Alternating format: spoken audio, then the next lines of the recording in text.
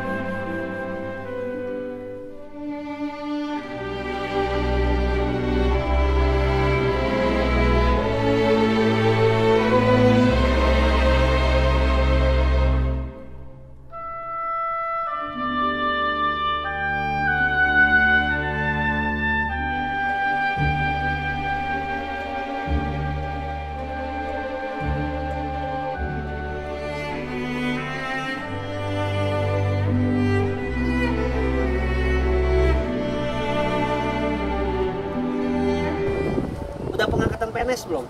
Belum. Kemudian P3K ya Pak segera ya Pak? Belum ya, belum juga. Pak Utar ya? Pak Jejen, Pak Utar aja di sini ya. Oke, Superku kali ini kita berada di Taman Makam Pahlawan Ciputra, Kota Bandung. Kita bersama Pak Utar, di depan kita persis Pusara Ernest Dowisdekker yang kemudian dikenal juga dengan nama Danu Dirja Setiabudi, tokoh Indis Partai yang kemudian juga merintis Kesatrian Institute atau Kesatrian School yang sekarang menjadi SMP 1 Kota Bandung. Pak Utar, apa kabar? Baik. Baik, alhamdulillah. Pak Utar ini merupakan pengelola makam, Taman Makam Pahlawan. Profesinya berarti disebutnya apa, Pak? Pembabat rumput. Pak Utar sudah berapa tahun bekerja mengabdi di Taman Makam Pahlawan? Dari 2013, berarti sekarang 2023, udah berapa tahun? Sudah hampir 10 tahun. Gimana tuh awal mulanya Pak Utar bisa tertarik memilih profesi sebagai penjaga makam, pembabat rumput? Nah, itu gimana? Sebetulnya kan kerja itu susah lah istilahnya. Kebetulan saudara saya di sini kerja, saya ikut.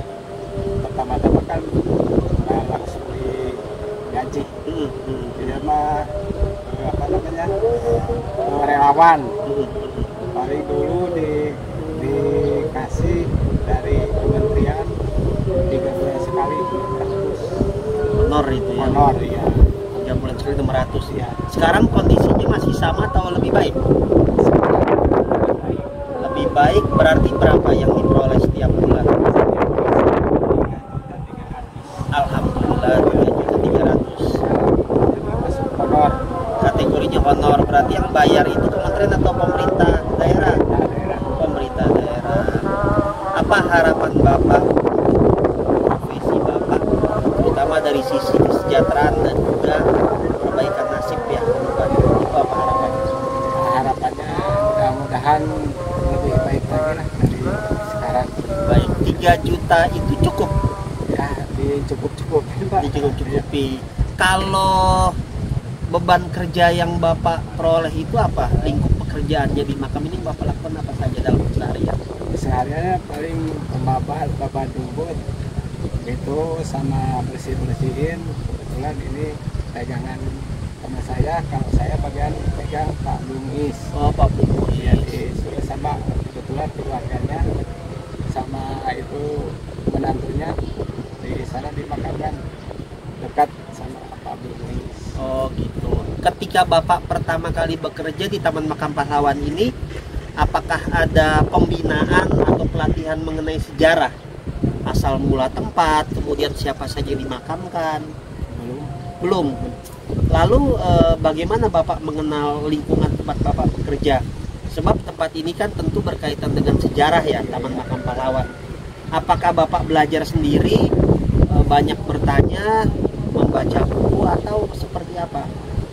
Yang banyak nanya sama itu yang di apa namanya, kasih tahu tentang Risdeka seperti ini, itu Banyak pertanyaan-pertanyaan yang muncul ke Bapak berkaitan dengan sejarah. nggak pernah saya, soalnya yang istilah yang kuasa yang tahu persis dari PNS. Oh, dari PNS. Tapi menurut Bapak seberapa penting pegawai honor juga tahu tentang sejarah sebuah tempat, sejarah tempat, terutama di lingkungan di mana dia bekerja? Ya, seharusnya tahu. Seharusnya tahu. Ya. Berarti belum ada pelatihan atau pembinaan yang ke arah sana ya. Kalau dalam sepengetahuan Bapak, di komplek makam ini ada berapa jumlah pejuang yang gugur? Kalau yang kecil, kalau masing-masing kan yang Gugur berapa jumlahnya? kalau ini sekitar semuanya Semuanya. TMP itu hampir 6.000-an. Oh, 6.000. Dari 6.000 itu ada berapa pahlawan nasional yang dimakamkan di sini? Yang di sini dimakamkan ada 3. Ya, Yang satu Setiabudi. Setiabudi yang makamnya di depan kita ini, pusaranya, lalu yang lainnya. Tiga itu Profesor Dr. Mustopo Mustopo. Kalau Pak Abdul Muiz itu di blok apa, Pak? di Blok D. Blok D. Kalau ini Nomor Blok A, kaflingnya nomor kaflingnya nggak hafal. Tapi kalau Abdul Muiz di blok D ya, jadi sahabat Super Gang mau berkunjung nanti bisa datang mencari blok D. Blok D. Kemudian kalau Dr. Mustopo, Di Blok C. Dr. Mustopo di blok C. Kalau Di ini Blok A. blok A. Sebab kadang kalau kita tidak ke bloknya ya Pak, apalagi tidak bertanya, luar biasa sangat luas area di dalam Hampir 9 hektar. hampir 9 hektar. Ngomong-ngomong Bapak, apakah tahu tentang tokoh-tokoh yang tadi kita perbincangkan. Siapa Danu Dirja Setiabudi, siapa Mustopo, siapa Abdul Muiz? Belum tahu. Oh, belum tahu. Lalu kemudian menurut Bapak seberapa penting kita menjaga batu nisan pahlawan-pahlawan nasional? Seberapa penting, dan kemudian apakah ada cerita-cerita menarik yang mungkin Bapak peroleh, entah suasana kebatinan, entah ada energi-energi gaib yang menjelang, atau sebetulnya ya biasa saja dengan makam lain pada umumnya? Biasa-biasa aja, cuma kayak istilahnya kita kayak ini Bang almarhum berjuang, kita cuma mengikuti istilahnya mah apa namanya, saya juga ikut berjuang melestarikan ini, merawat ini. Jadi merawat pusara batu Ya, nisan berjuang. pahlawan itu bagian dari perjuangan ya? Iya, berjuang itu nggak bisa, kita berjuang sama tenaga. Luar biasa filosofi hidupnya Pak Utar ya. Jadi perjuangan tidak melulu angkat senjata, Iya, tapi di masa sekarang kita mengisinya dengan merawat iya. pusara makam dari pahlawan nasional. Terima kasih Pak Utar. Semoga Pak Utar bisa segera diangkat oleh pemerintah Pak menjadi pegawai P3K atau kalau perlu menjadi pegawai negeri sipil ya Pak, sehingga nanti semakin sejahtera dan terlindungi. Ngomong-ngomong, kalau Bapak nanti diangkat, tentu kinerjanya harus lebih meningkat ya Pak. Iya, Lebih meningkat ya, terutama dalam merawat para pendahulu yang sudah merintis Republik ini, karena semua yang bersemayam di sini adalah para pejuang ya Pak ya. Dan harapannya bisa belajar Pak, Iya, sehingga nanti kalau ada orang seperti saya atau pengunjung lain datang bertanya, bisa dijelaskan. Sebab pengetahuan sejarah bukan hanya milik yang pegawai negeri sipil ya Pak ya, harusnya tukang Milik semua sapu, petugas kebersihan, keamanan, semua tahu tentang sejarahnya. Lalu apa Pak terakhir pesan untuk generasi muda Pak, agar mereka mau datang ke tempat ini kemudian bisa mengambil pelajaran dari para pendahulu? Kira-kira tempat ini layak nggak jadi tempat rekreasi ya, atau tempat wisata religi? Nah itu gimana? istilahnya kurang tahu. Oh kurang tahu gitu ya. Bapak terakhir berarti pendidikannya hanya sampai SMP, SMP. Anak punya anak? anak satu, Anak satu kelas? kelas satu. Oh satu SMP. Mudah-mudahan nanti anak Bapak bisa menempuh pendidikan lebih tinggi ya Pak dari orang tuanya ya Pak. Dan cinta sejarah Pak. Kalau anaknya nanti mau kuliah di jurusan sejarah dikasih nggak Pak? Insya Allah. Oh dikasih ya, kalau anaknya kuliah di jurusan sejarah. Iya. Atau kalau nanti anak Bapak mau mengambil profesi yang berkaitan dengan sejarah, boleh? Kenapa boleh? Biar pengetahuannya banyak, Biar pengetahuannya banyak. Baik, mengenal para pahlawan. mengenal para pahlawan. Baik, itu sedikit obrolan kita dengan Pak Utar, tepat di depan pusara dari Ernesto Wisdeker dan Dirja Setiabudi. Ada banyak pelajaran yang bisa diambil dari Pak Utar, betapa spirit untuk berjuang seharusnya bisa melintasi zaman, dan apa yang kita lakukan walaupun itu kecil itu juga bagian dari nilai-nilai kepahlawanan. Semoga obrolan kita pada hari ini memberi manfaat bagi semua. Salam super.